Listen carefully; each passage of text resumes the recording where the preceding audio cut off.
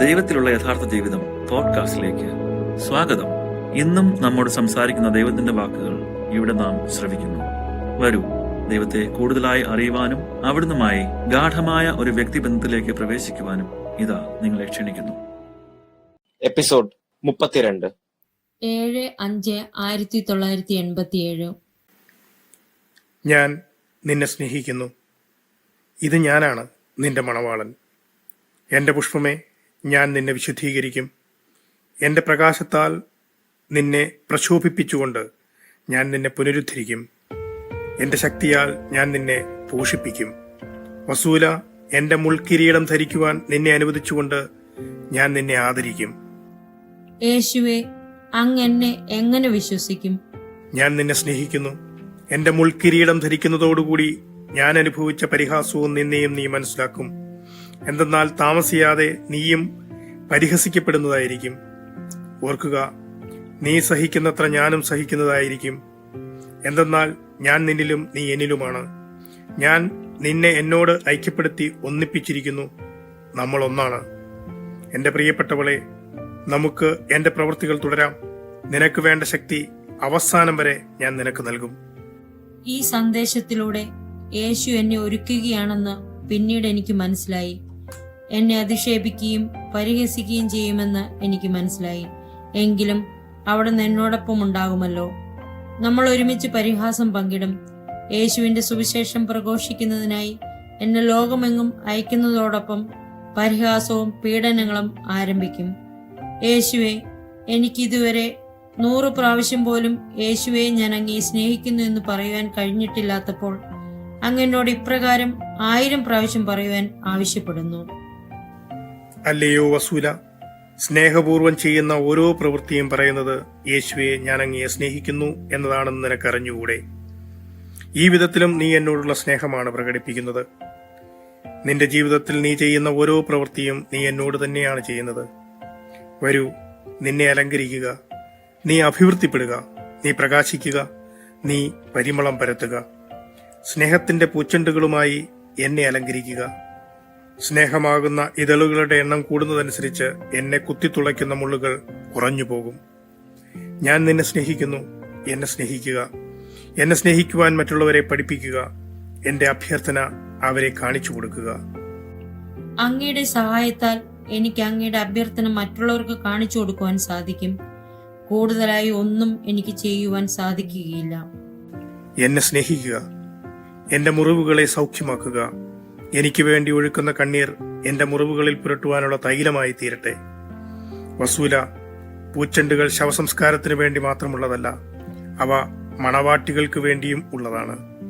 August മാസത്തിൽ നിന്റെ മേൽ ഒരു പൂച്ചെണ്ട് വയ്ക്കുവാൻ എന്നെ അനുവദിക്കുക. 8/5/1987. യേശുവെ, ഇന്ന് എനിക്ക് വീട്ടിൽ ധാരാളം ജോലികൾ ചെയ്യാനുണ്ട്. അങ്ങയുടെ 2 വാക്കുകൾ എന്നെ സന്തോഷിപ്പിക്കും. വെറും 2 വാക്കുകളോ? എന്നെ സ്നേഹിക്കുക. 9/5/1987. ഫാത്തിമയിലെ അത്ഭുതം എന്ന ചിത്രം കണ്ടുകൊണ്ടിരുന്നപ്പോൾ ഞാൻ ചിന്തിക്കുകയായിരുന്നു, ഇത്ര വ്യക്തമായ ഒരു അത്ഭുതം കണ്ടിട്ടും ആളുകൾ എത്ര സംശയദൃഷ്ടിയോടെയാണ് അതിനെ വീക്ഷിച്ചതെന്ന്. പഴയ കാലങ്ങളിൽ ഇതുപോലുള്ള അത്ഭുതങ്ങൾ കണ്ടാൽ ജനം വിശ്വസിക്കുകയും അവ വിശുദ്ധ ബൈബിളിൽ രേഖപ്പെടുത്തുകയും ചെയ്യുമായിരുന്നു. എന്നാൽ ഇക്കാലത്ത് വളരെ വർഷങ്ങൾ കഴിഞ്ഞു മാത്രമേ സഭ പോലും ഇതിനെ ഔദ്യോഗികമായി അംഗീകരിക്കുകയുള്ളൂ. എനിക്കങ്ങ് നൽകുന്ന സന്ദേശങ്ങൾക്ക് വ്യക്തമായ തെളിവുകളൊന്നുമില്ലാത്തതിനാൽ ഇവ ദൈവിക സന്ദേശങ്ങളായി പരിഗണിക്കപ്പെടുകയില്ലെന്ന് ഞാൻ ഭയപ്പെടുന്നു. സഭയിലെ ഉന്നത അധികാരികൾ അങ്ങയുടെ ഈ സന്ദേശങ്ങൾ അവിടെ വരെ എത്തുകയാണെങ്കിൽ തന്നെ ഇവയെ അവഗണിക്കുകയുള്ളൂ. അങ്ങയുടെ നീതിയുടെ പാനപാത്രം ഇപ്പോൾ നിറഞ്ഞിരിക്കുകയാണ്. ലോകം അങ്ങയെ വളരെയധികം ദ്രോഹിക്കുന്നു. അവർ ഈ സന്ദേശങ്ങൾ ശ്രവിക്കുകയില്ല. നിന്റെ ദൈവത്തെക്കാൾ ഉപരിയായ ഒരു ഉന്നത അധികാരമുണ്ടോ? ഇല്ല, എന്റെ ദൈവമേ, ഒട്ടുമില്ല. പക്ഷേ അവർ അങ്ങയുടെ സന്ദേശങ്ങൾ ശ്രദ്ധിക്കുന്നില്ലെങ്കിലോ? അവരിൽ ചിലർ ഈ സന്ദേശങ്ങളെ സഭയ്ക്ക് വേണ്ടിയുള്ള ഒരു പ്രചരണമായി കണക്കാക്കിയേക്കാം. ഉന്നത അധികാരികളെയും സഭയുടെ ശത്രുക്കളെയുമാണ് ഞാൻ ഉദ്ദേശിക്കുന്നത്. ഈ സന്ദേശങ്ങൾ സഭ കെട്ടിച്ചമച്ചതാണെന്ന് കരുതിയേക്കാം. വസൂല, ഞാനാണ് അത്യുന്നതൻ. എല്ലാ അധികാരവും എന്നിൽ നിന്ന് വരുന്നു. അവർ വിശ്വസിക്കുന്നില്ലെങ്കിലോ? അവരുടെ മർക്കട മുഷ്ടി മൂലം അവർ എന്റെ സന്ദേശങ്ങളെ ശ്രദ്ധിക്കുന്നില്ലെങ്കിൽ എന്ത് സംഭവിക്കുമെന്ന് ഞാൻ ഇപ്പോൾ എഴുതുന്നില്ല, നിന്നിലൂടെ എഴുതുന്നില്ല. കുഞ്ഞെ, നിനക്കെന്നെ ഭയമുണ്ടോ? എനിക്ക് അനുഭവപ്പെട്ട ഭയം ദൈവം ശ്രദ്ധിച്ചു കാണും. സംഭവിക്കും എന്നെഴുതിയപ്പോൾ ദൈവത്തിന്റെ ഹൃദയത്തിലെ സങ്കടം എനിക്കും അനുഭവപ്പെട്ടു.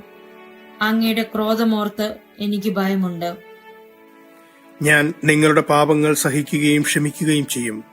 എന്നാൽ എനിക്കെതിരെയുള്ള വിദ്വേഷം ഞാൻ സഹിക്കുകയില്ല. ഞാൻ നിങ്ങളുടെ സൃഷ്ടാവാണ്. നിങ്ങളുടെ ശ്വാസം എന്നിൽ നിന്ന് വരുന്നു. എന്റെ സൃഷ്ടിയെ മുഴുവനും ഞാൻ എന്റെ കരങ്ങളിൽ വഹിക്കുന്നു. ദൈവവിശ്വാസമില്ലായ്മ ഞാൻ ദ്വേഷിക്കുന്നു. വസൂല, ഞാൻ നിന്നെ നയിക്കട്ടെ. എന്റെ കുഞ്ഞെ, വരൂ, എന്നിൽ വിശ്രമിക്കൂ. പിന്നീട്, മണവാട്ടി, നിന്റെ ദീർഘനിശ്വാസം 1,00,000 സ്നേഹവാക്കുകൾക്ക് തുല്യമാണ്. ഇന്ന് രാവിലെ നീ എനിക്ക് നൽകിയ നിന്റെ ദീർഘനിശ്വാസത്തെക്കുറിച്ചാണ് ഞാൻ പറയുന്നത്. ശരിയാണ്. ഇന്ന് രാവിലെ ഞാൻ സ്നേഹത്തോടെ യേശുവിനെ കുറിച്ച് ചിന്തിച്ചു. എനിക്ക് അവിടുത്തോട് വളരെ പറയണമെന്നുണ്ടായിരുന്നു. പക്ഷെ ശരിയായ വാക്കുകൾ എനിക്ക് കിട്ടിയില്ല. അതുകൊണ്ട് ഞാൻ ഒരു ദീർഘനിശ്വാസം മാത്രം വിട്ടു. എന്നാൽ എന്റെ ദീർഘനിശ്വാസത്തിൽ നിന്ന് ദൈവം വളരെയധികം മനസ്സിലാക്കിയതായി തോന്നുന്നു. വസൂല, എന്നെ അന്ധമായി സ്നേഹിക്കുക. ഞാൻ ആഗ്രഹിക്കുന്ന വിധം നിന്നെ ഞാൻ ഉപയോഗിക്കട്ടെ. തികച്ചും ഒന്നുമില്ലായ്മയായി നിലകൊള്ളുക. അങ്ങനെ ഈ ഒന്നുമില്ലായ്മയിൽ കൂടി എനിക്ക് എല്ലാമായി തീരുവാനും എന്റെ പ്രവൃത്തികൾ പൂർത്തിയാക്കുവാനും സാധിക്കും. നിന്നെ സൃഷ്ടിച്ചത് എനിക്ക് അത്യധികം സന്തോഷം നൽകിയ കാര്യമാണ്. എന്റെ ദൈവമേ, ഞാൻ അവിശ്വസ്തത കാണിച്ച് അങ്ങേ നിരാശപ്പെടുത്തുമോ എന്നതാണ് എന്റെ ഭയം. നീ ബലഹീനയും നികൃഷ്ടയുമാണെന്ന് ഞാൻ അനാദികാലം മുതൽ അറിഞ്ഞിരുന്നു. എന്നാൽ ഞാൻ നിന്നെ സ്നേഹിക്കുന്നു. നീ വിശ്വസ്തത പുലർത്തി എന്റേതായി നിലകൊള്ളുന്നതിന് വേണ്ട നടപടികളെല്ലാം ഞാൻ എടുത്തിട്ടുണ്ട്. എനിക്കിതെല്ലാം അറിയത്തില്ലെന്നാണോ നീ വിചാരിച്ചത്? എനിക്കിതെല്ലാം അറിയാം. അതുകൊണ്ട് തന്നെയാണ് ഞാൻ നിന്നെ തിരഞ്ഞെടുത്തത്. വാക്കുകളാൽ വിവരിക്കാൻ പറ്റാത്ത വിധത്തിലുള്ള നിന്റെ ബലഹീനതയും ദുരിതാവസ്ഥയും എന്നെ ആകർഷിക്കുന്നുവെന്ന് ഞാൻ നിന്നോട് പറഞ്ഞതാണ്. വരൂ, എന്റെ ഈ മാർഗനിർദ്ദേശം എന്റെ മഹത്വം പുനഃസ്ഥാപിക്കും.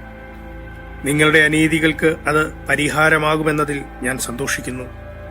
വസൂല, നിന്റെ സ്നേഹാർദ്രമായ വാക്കുകളാൽ എന്നെ കിരീടമണിയിക്കുക. കർത്താവെ, എന്റെ വാക്കുകളോ? അങ്ങയുടെ മഹത്വമേറിയ തിരുസന്നിധിയിൽ എന്റെ വാക്കുകൾക്ക് എന്തു വിലയാണുള്ളതോ?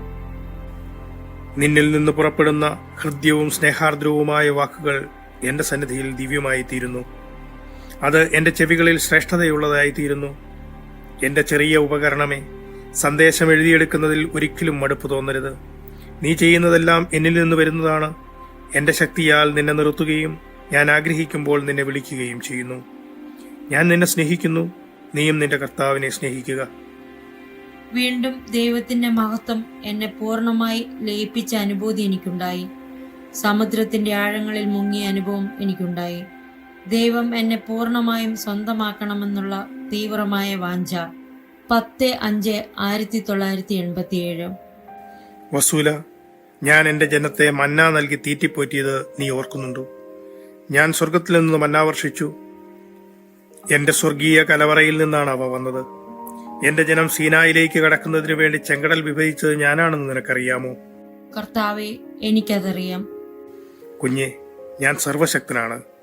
അനേകരെ പോഷിപ്പിക്കുന്നതിനു വേണ്ടി ഈ സന്ദേശങ്ങൾ വഴിയുള്ള മാർഗനിർദ്ദേശം ഞാനാണ് ക്രമീകരിക്കുന്നത്. വസൂല, ഇക്കാലമത്രയും ഞാൻ നിന്നോട് ആശയവിനിമയം നടത്തിയിരിക്കുന്നു എന്ന കാര്യം നീ മനസ്സിലാക്കുന്നില്ലേ? എന്റെ ദൈവമേ, ഇതെല്ലാം എന്റെ ഉപബോധ മനസ്സിന്റെ പ്രവൃത്തിയാണെന്ന് ഞാൻ ഇപ്പോഴും വിചാരിക്കാറുണ്ട്. നീ സ്വയമായി ഇതൊന്നും എഴുതുകയില്ലെന്ന് ഞാൻ നിന്നോട് പറയട്ടെ. നീ അത്ഭുതങ്ങളിൽ വിശ്വസിക്കുന്നുണ്ടോ?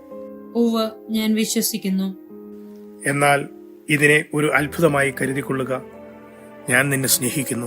പിതാവേ, ഞാൻ അങ്ങയെ സ്നേഹിക്കുന്നു. എപ്രകാരമാണ് ഞാൻ അങ്ങയെ ദർശിക്കുന്നതെന്ന് ഞാൻ എങ്ങനെ ആളുകളോട് പറയും? ഞാൻ അങ്ങയുടെ തിരുസാന്നിധ്യം വളരെയധികം അനുഭവിക്കുന്നു. ഇതൊരു ഭാവനയല്ല. നിന്റെ ആന്തരിക നേത്രങ്ങൾ കൊണ്ട്, ദേഹിയുടെ നേത്രങ്ങൾ കൊണ്ട് നീ എന്നെ ദർശിക്കുന്നു എന്ന് അവരോട് പറയുക. യേശുവെ, അങ്ങയെ കാണുന്നു എന്നത് വെറും ഭാവനയാണെന്ന് ചിലപ്പോൾ ഞാൻ ചിന്തിക്കാറുണ്ട്. ദർശനത്തിൽ കാണുന്നത് അങ്ങല്ല എന്ന് എന്നെ ബോധ്യപ്പെടുത്തുന്നതിനു വേണ്ടി കണ്ണുകളെ അങ്ങയിൽ നിന്ന് തിരിക്കണമെന്ന് ഞാൻ ആഗ്രഹിച്ചു പോയിട്ടുണ്ട്. വസൂല, ഇങ്ങനെ പ്രവർത്തിക്കുമ്പോൾ നീ എന്നെ ദ്രോഹിക്കുകയാണ്. ദർശനത്തിൽ എന്നെ കണ്ടുകൊണ്ട് സന്ദേശങ്ങൾ കേട്ട് എഴുതിയെടുക്കുന്നതിനുള്ള കൃപാവരം ഞാൻ നിനക്ക് നൽകിയിരിക്കുന്നു. എന്റെ ദാനം സ്വീകരിക്കുക, ഞാൻ നിനക്ക് നൽകുന്നത് സ്വീകരിക്കുക. കർത്താവെ, ചിലപ്പോൾ ബംഗ്ലാദേശിലെ ചൂടിൽ ഞാൻ ആകെ തളർന്നു പോകുന്നു. കൂടുതലായി പ്രവർത്തിക്കുവാൻ കഴിഞ്ഞിരുന്നുവെങ്കിൽ എന്ന് ഞാൻ ആശിച്ചു പോകുന്നു. ചിലപ്പോൾ ഒരു അമീബയെ പോലെ പല കഷ്ണങ്ങളായി വിഭജിക്കപ്പെട്ടിരുന്നെങ്കിൽ എന്ന് ഞാൻ ആശിക്കാറുണ്ട്. എന്റെ പ്രവൃത്തികൾ പൂർത്തീകരിക്കുവാൻ വേണ്ട ശക്തി ഞാൻ നിനക്ക് നൽകുന്നു. ലൂക്ക ഒരിക്കൽ ഇപ്രകാരം പറഞ്ഞു, ഞാൻ കർത്താവിനു വേണ്ടി പ്രവർത്തിക്കുന്നതിനാൽ ഞാൻ ഒരിക്കലും തളരുകയില്ല. എന്തെന്നാൽ കർത്താവ് തന്നെയാണ് എന്റെ ബലം. കുഞ്ഞെ, ഒരു പിതാവ് തന്റെ കുഞ്ഞിനെ കയ്യിൽ പിടിച്ചുകൊണ്ട് സ്കൂളിൽ കൊണ്ടുപോകുന്നത് പോലെ ഞാൻ നിന്നെ നയിച്ചു. നീ എന്നിൽ നിന്ന് എത്രമാത്രം നേടിയിട്ടുണ്ടെന്ന് ചിന്തിക്കുക. ഞാൻ വളരെയധികം നേടിയിരിക്കുന്നു. സഭാജീവിതവുമായി യാതൊരു ബന്ധവുമില്ലാതിരുന്ന, സ്കൂൾ കാലഘട്ടത്തിന് ശേഷം വീട്ടിൽ ബൈബിൾ പോലുമില്ലാതിരുന്ന എന്റെ ആദ്യത്തെ കുട്ടിയുടെ മാമോദീസയ്ക്ക് ശേഷം കഴിഞ്ഞ 15 വർഷത്തോളമായി പള്ളിയിൽ പോയിട്ടില്ലാത്ത എന്നെ അങ്ങ് വളരെയധികം പഠിപ്പിച്ചിരിക്കുന്നു. ഇപ്പോൾ ഞാൻ ഒരു പണ്ഡിതയായി എന്ന് പറയുകയല്ല, നേരെ മറിച്ച് കുറഞ്ഞ പക്ഷം അങ്ങ് ആരാണെന്നും അങ്ങ് ഞങ്ങളെ എത്രമാത്രം സ്നേഹിക്കുന്നുവെന്നും അങ്ങയെ എങ്ങനെയാണ് സ്നേഹിക്കേണ്ടതെന്നും അങ്ങനെ പഠിപ്പിച്ചിരിക്കുന്നു. എന്റെ സ്വന്തം തോട്ടത്തിൽ നിന്ന് ഞാൻ നിനക്ക് പഴം നൽകിയിരിക്കുന്നു. എന്റെ പഴം കൊണ്ട് നിന്റെ കലവറ നിറയ്ക്കണമെന്ന് ഞാൻ ആഗ്രഹിക്കുന്നു. ഞാൻ ദൈവത്തോട് ഒരു കാര്യം ചോദിച്ചു. അക്കാര്യം ഇവിടെ എഴുതുവാൻ ഞാൻ ഉദ്ദേശിക്കുന്നില്ല. വസൂല, എനിക്കതറിയാം. അത് ഞാൻ ആഗ്രഹിക്കുന്നത് പോലെ ആയിത്തീരട്ടെ. എനിക്ക് ചിരിക്കാതിരിക്കുവാൻ കഴിഞ്ഞില്ല. യേശുവുമായി ഈ വിവരം കൈമാറുവാൻ കഴിഞ്ഞത് നല്ലതായി തോന്നി. യേശുവുമായി സംസാരിക്കുന്നത് നല്ലൊരു സ്നേഹിതനുമായി സംസാരിക്കുന്നത് പോലെയാണ് എനിക്ക് അനുഭവപ്പെട്ടത്. ചിരിക്കാതിരിക്കുവാൻ എനിക്ക് കഴിഞ്ഞില്ല. ഞാൻ കുലുങ്ങിച്ചിരിക്കുകയായിരുന്നു. എനിക്ക് വളരെ സന്തോഷമായി. ഞാനും സന്തോഷവാനാണ്. അതെ, അവിടുന്ന് വളരെ സന്തോഷവാനായിരുന്നു.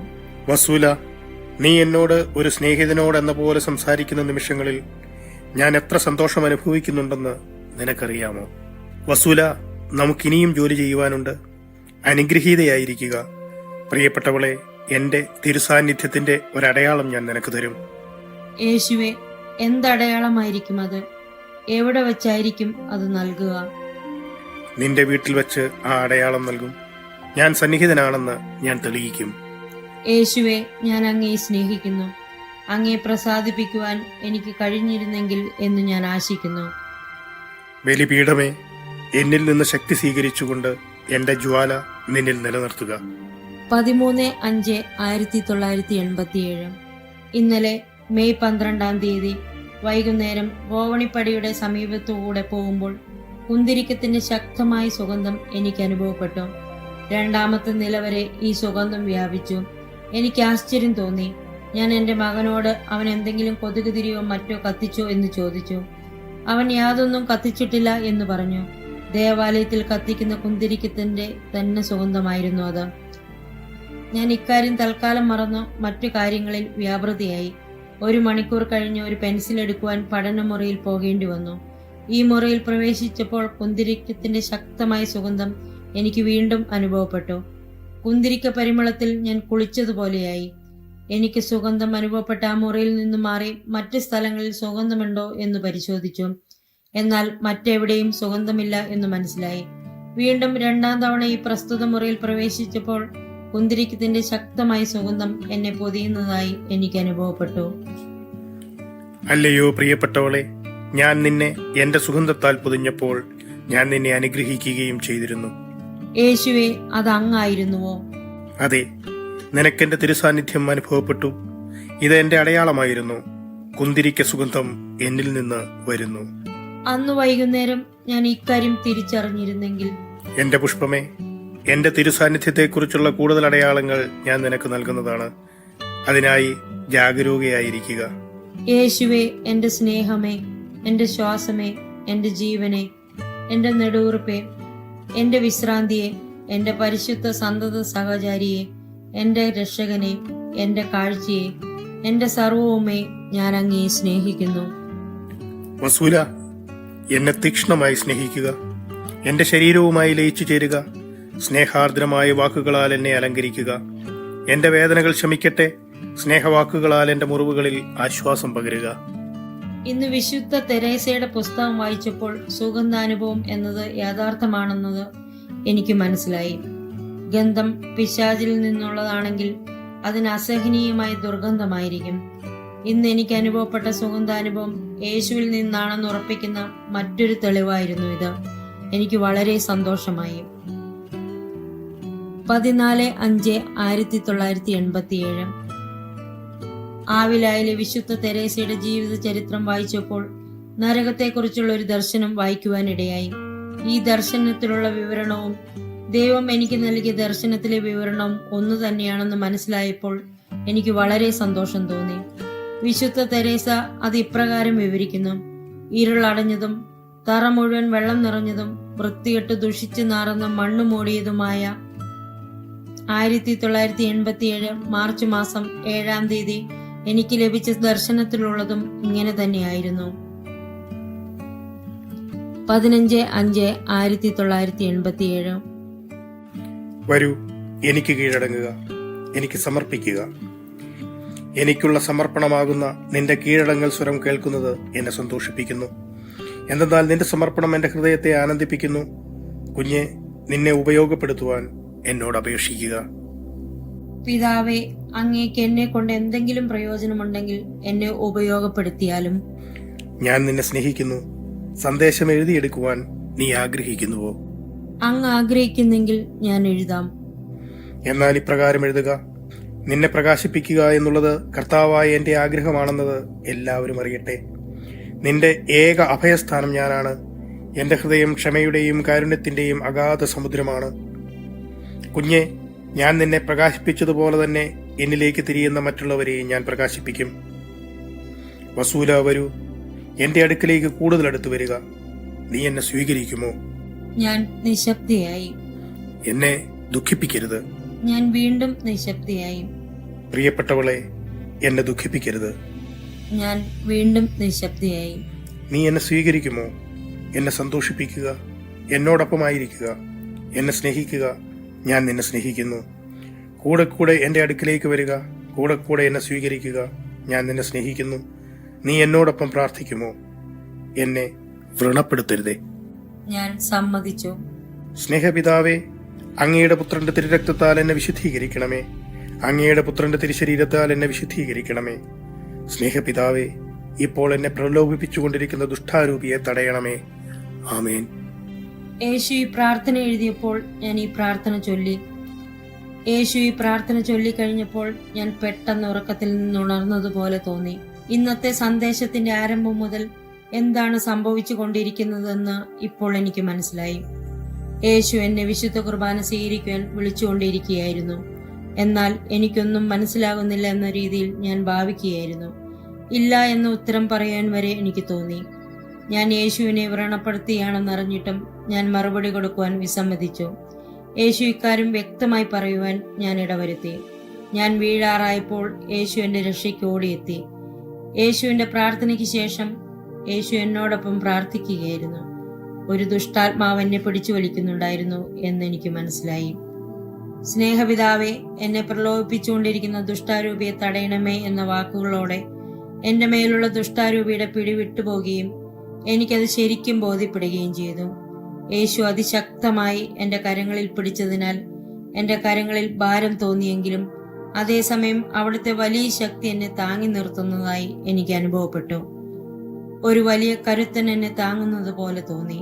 പ്രാർത്ഥനയ്ക്ക് ശേഷം ഉറക്കമുണർന്നതുപോലെ എനിക്ക് അനുഭവപ്പെട്ടു. എന്റെ അടുത്തേക്ക് കൂടുതൽ അടുത്തു വരിക. നിന്നെ തന്നെ വിശുദ്ധീകരിക്കുക. ഞാൻ നിന്നെ സ്നേഹിക്കുന്നു. നിന്റെ വീഴ്ചകളിൽ ഞാൻ നിന്നെ താങ്ങി നിർത്തും. നീ നഷ്ടപ്പെട്ടു പോകുവാൻ ഞാൻ ഇടവരുത്തുകയില്ല.